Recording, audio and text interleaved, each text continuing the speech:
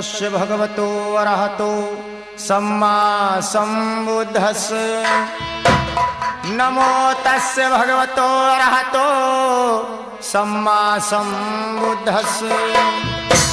नमो तस्य भगवतो अरहतो सम्मा सम्बुद्धस्स। बुद्धं नमामि धम्मं नमामि संघं नमामि। आज एनपी कैसेट के माध्यम से आप लोगों को हम लेकर के चल रहे हैं एक दर्दनाक और दिल दहला देने वाले इतिहास की तरफ। साथियों, वही पुराना इतिहास।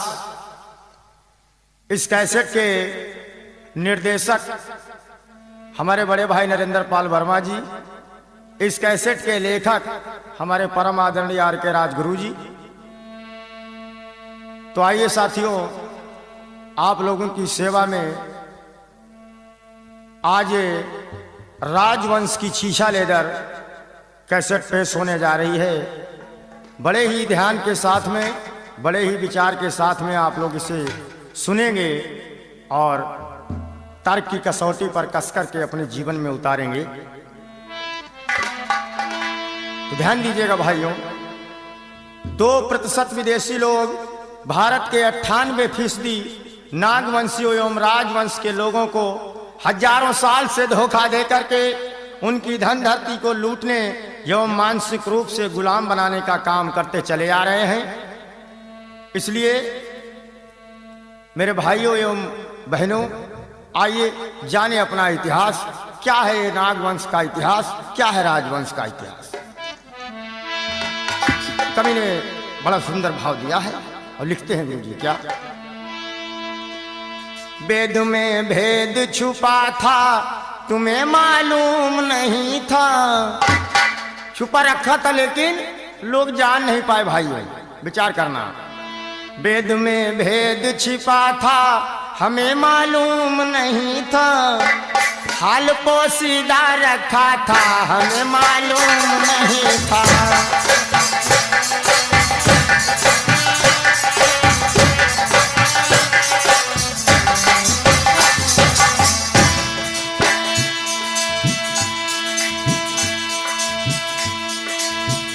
कदीमवासी असली हम हिंद के स्वामी। हमारा राज यहाँ था हमें मालूम नहीं था। हमारा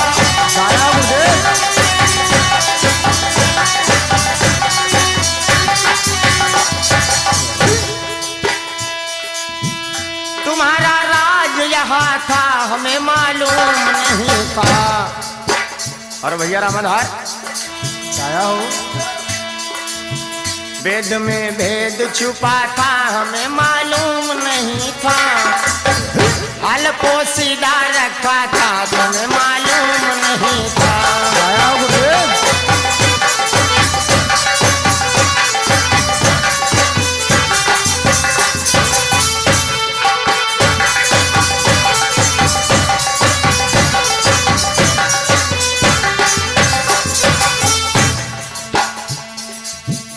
क्या होता है मेरे नौजवान साथियों, क्या होता है गुरुदेव? ये भारत देश सोने की चिड़िया कहा जाने वाला देश, संसार में जगत गुरु कहलाने वाला देश, आज इसकी क्या गति होने जा रही।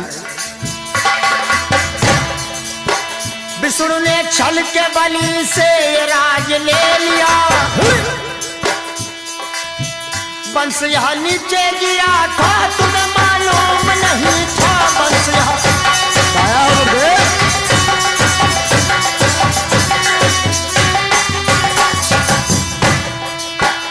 वंश यहाँ नीचे गिरा था तुम्हें मालूम नहीं था। और क्या कहना है भैया संजय? क्या कहना है गुरुदेव?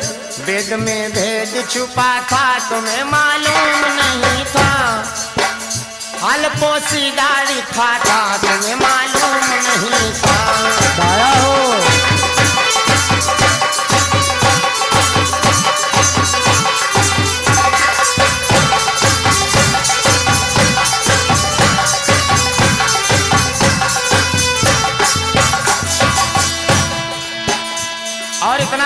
सुनो। कैसा गुरुदेव? ब्राह्मण पोथी और पुराणों में नीरी भरी उलझन, लेकिन जान नहीं पाए मेरे समाज के लोग और गुमराह हो गए। कैसे गुरुदेव?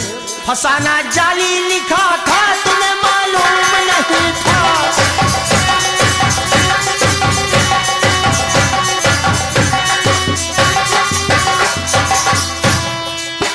फसाना जाली रचा था, हमें मालूम नहीं था।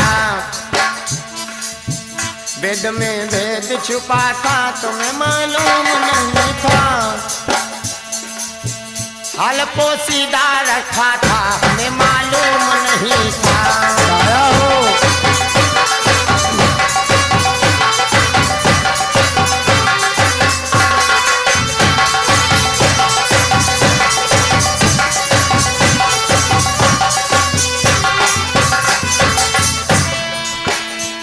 और क्या कहना पड़ा? क्या कहना पड़ा गुरुदेव? ये मनु ने इस देश के अंदर कानून लागू किया। उस कानून में क्या व्यवस्था थी?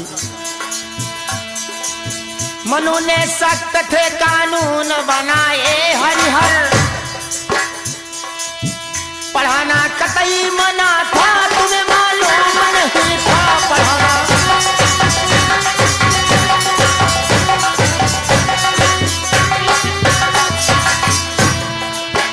पढ़ाना कतई मना था, हमें मालूम नहीं था। वेद में भेद छुपा था, हमें मालूम नहीं था। वेद में भेद छुपा था, तुम्हें मालूम नहीं था। हाल पोसीदा लिखा था, तुम्हें मालूम नहीं था। आया बाबा।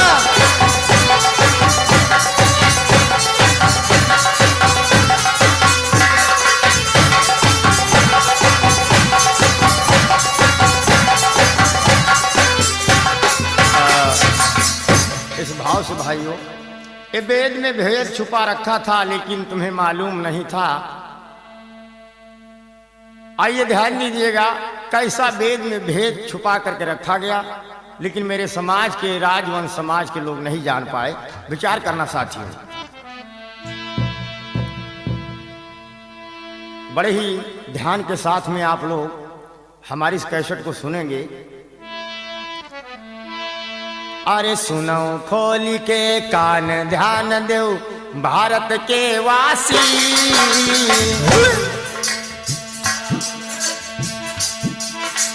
बड़े वीर बलवान यहाँ के नागवंशवासी। आया हो गुरुदेव। यहाँ बता दिया गया नाग माने सांप। विचार करना भाइयों, लेकिन नाग जात के हमारे तुम्हारे पूर्वज हुआ करते थे, जो इस धरती के मालिक हुआ करते थे। कभी हमारा राज यहाँ हुआ करता था। कैसा गुरुदेव? ध्यान दीजिएगा, कौन थे वो राजे महाराजे तुम्हारे, लेकिन तुम उनकी यादगारी भूल गए। वीर था जालंधर भारी,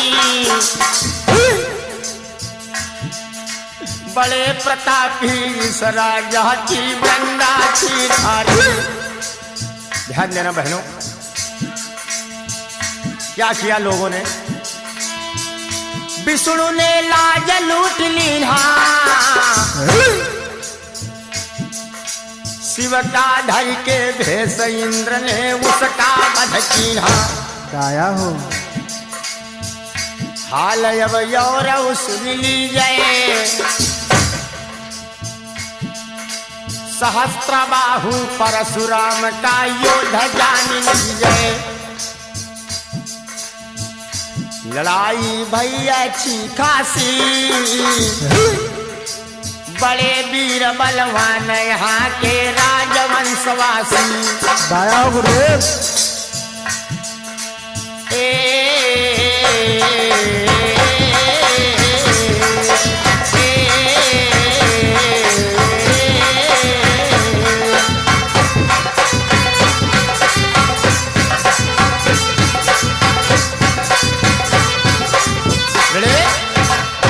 क्या होता है भाइयों?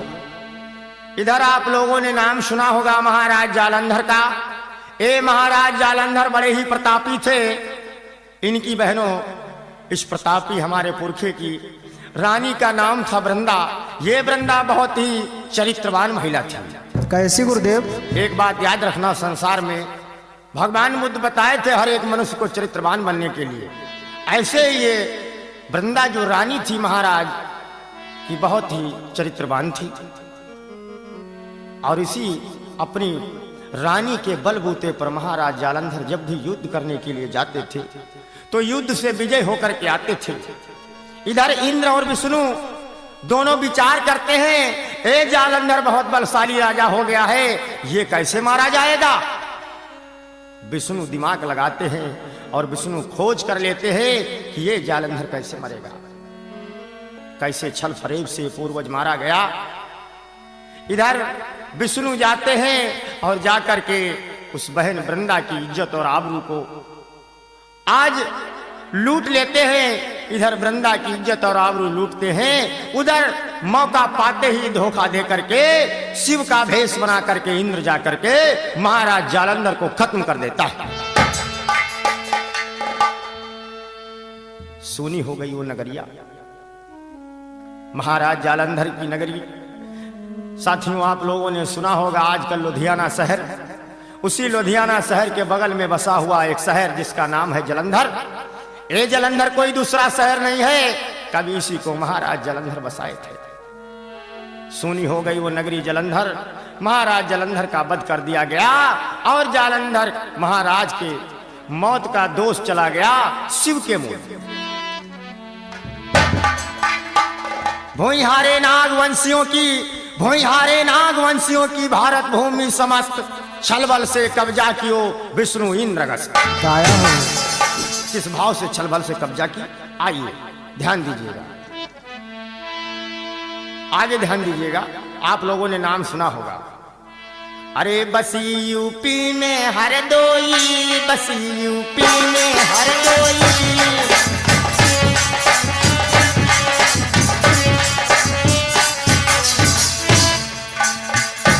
आप लोगों ने सुना होगा उत्तर प्रदेश का एक बड़ा मशहूर जिला हरदोई। बसी यूपी में हरदोई, बसी यूपी में हरदोई।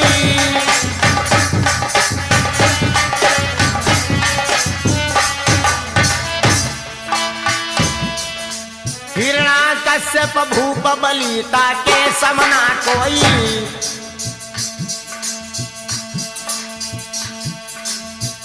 भ्रात हिरणाक्षक आता था, भ्रात हिरणाक्षक आता था। काया गुरुदेव?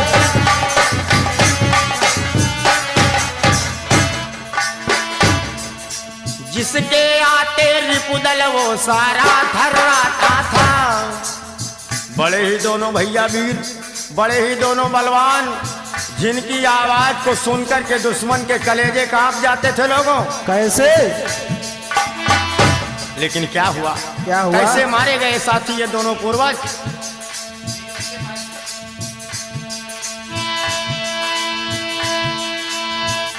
विदेशी इंद्र विष्णु आए, विदेशी इंद्र विष्णु आए। काया गुरुदेव?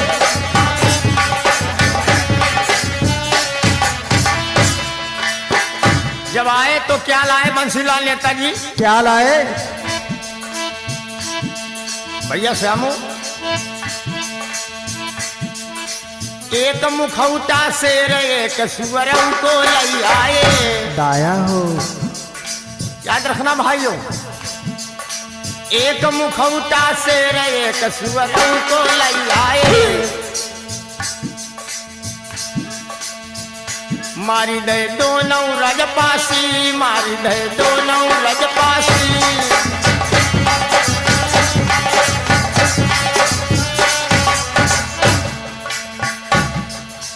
बड़े वीर बलवान यहाँ के अवध प्रांतवासी, बड़े वीर बलवान यहाँ के नागवंशवासी। दाया हो?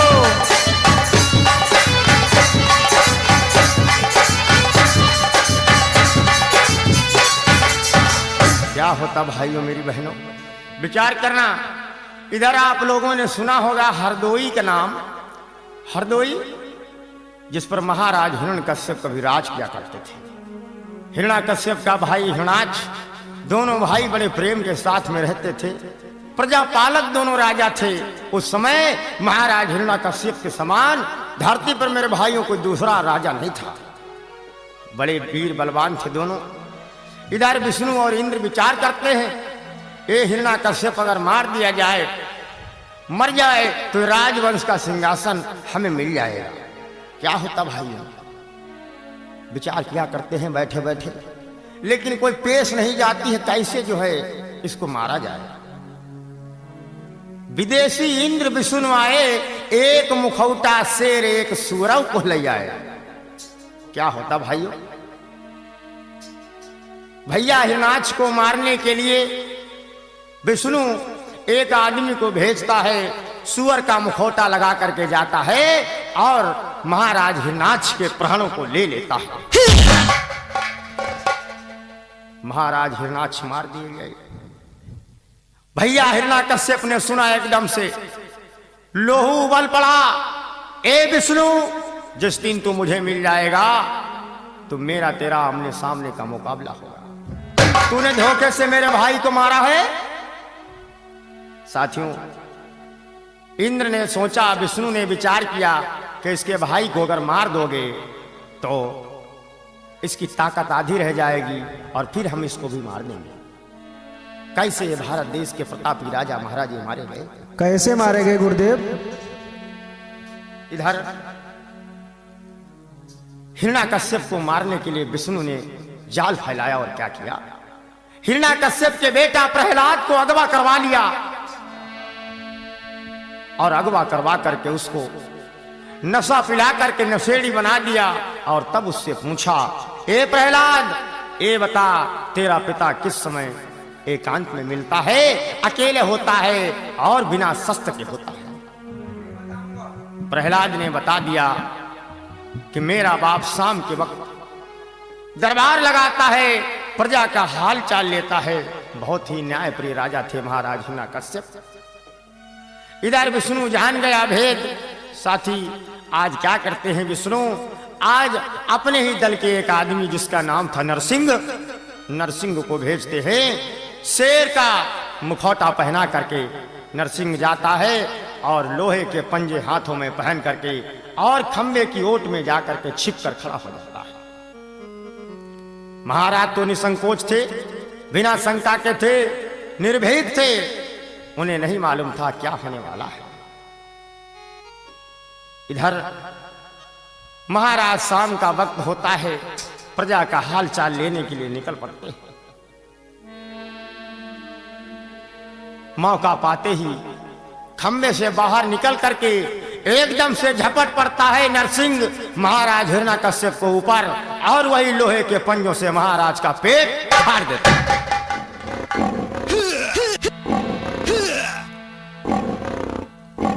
मार दिया गया एक राजवंश का और लाल। अब वो हरदोई का, हरदोई जिसका पुराना नाम हरिद्रोही, हरिद्रोही, हरि माने विष्णु, वो द्रोही माने उससे बैर रखने। साथियों, जब महाराज हिरण्यकश्यप मर गए, विष्णु ने सोचा अब ये हरिद्रोही का राज मुझे मिल जाएगा, लेकिन अभी राज नहीं मिलने वाला था। अभी बहन बच गई थी शेरनी होलिका, राजवंश के सिंहासन पर अपने पंजे को जमा लिया। कैसे जमाए थे भले? जब राजवंश के सिंहासन पर अपने पंजों को होलिका ने जमा लिया, विष्णु विचार करने लगा कि नई और आफत तैयार हो गई। अपने भैया इंद्र से बोला है, भैया अब क्या किया जाए? इंद्र ने समझाया, धीरज धरो, कोई न कोई विकल्प निकलेगा। इधर मौका पाकर के साथियों, एक दिन जो है वो वीरांगना बहन होलिका जो राजवंश की शान शौकत को बरकरार रखे थी, मौका मौका पर इनसे युद्ध भी किया करती थी और कहा करती थी मैं अपने भाइयों का बदला तुमसे लूंगी। जाया करती है अपने भतीजे को समझाया करती है, प्रहलाद को बेटा वापस लौट करके आजा लाल, ये राजवंश का सिंहासन तेरी प्रतीक्षा कर रहा है, लौट करके आजा। लेकिन प्रहलाद साथियों नशेड़ी हो चुका था। नहीं उसे होश आ रहा था कि मेरी बुआ क्या कह रही है। तुम्हें मालूम होगा बहनों, बुआ और भतीजे का बहुत गाढ़ा प्यार होता है।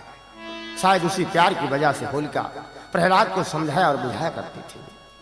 मौका पाकर के साथी ये लोग छलिया लोग आज बहन होलिका को सोते समय उसकी गर्दन दबा करके मार देते हैं। कैसे मार देते हैं? जब मार दिया साथी होलिका को तो क्या होता है,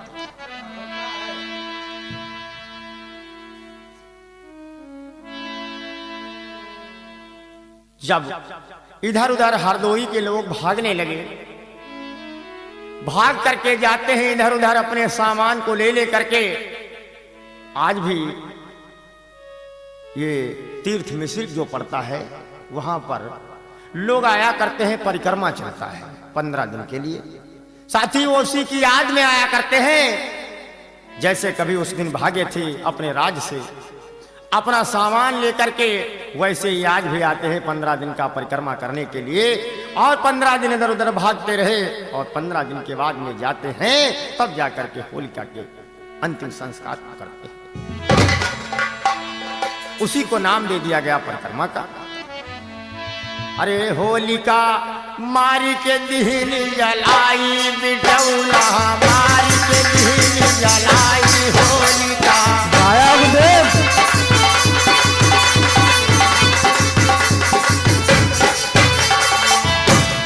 और संभल के बेटा,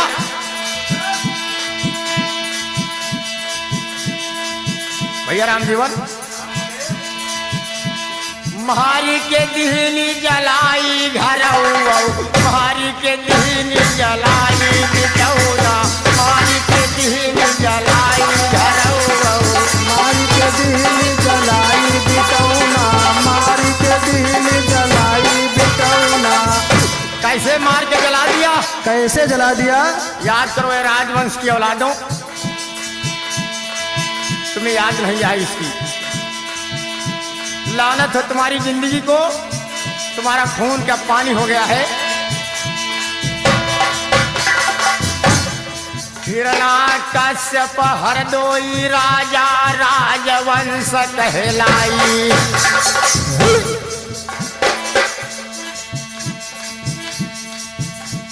बहन होलिका हिरण्याकुश की दाया हो वंश करई अगुआई। होलिका मारी के दिल जलाए होलिका, मारी के दिल जलाई होलिका, मारी के दिल जलाई होलिका। भैया प्रभु दयाल जी दाया हो। हिरण्याकुश प्रतापी राजा राजवंश चलाई। कैसे?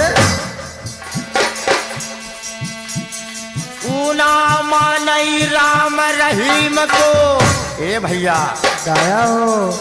किसको मानते थे? किसको एक मानते थे? मानवता, एक इंसानियत का और मानव की जो है सेवा में ऐसा नाता मानते थे। प्रजा को बेटे के समान प्यार देते थे राजा। ऊना मानई राम रहीम को, मानव मार्ग बताई बहन को। मारी के दिल जलाए होलिका, मारी के दिल दाया हो।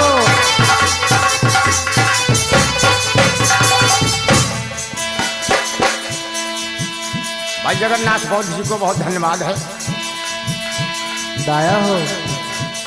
हिरण्याकश्यप बेटा प्रहलाद अगवा की होनी कराई।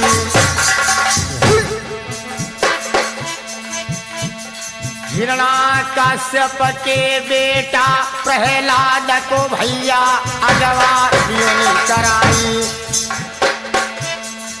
भैया मनोज, तो भैया तुम्हारा समझ में आवत? अच्छा। जाई मिलाओनी विष्णु के दलमा। कैसे? अब ऐसे नहीं मिलाओन। कैसे मिलाओ?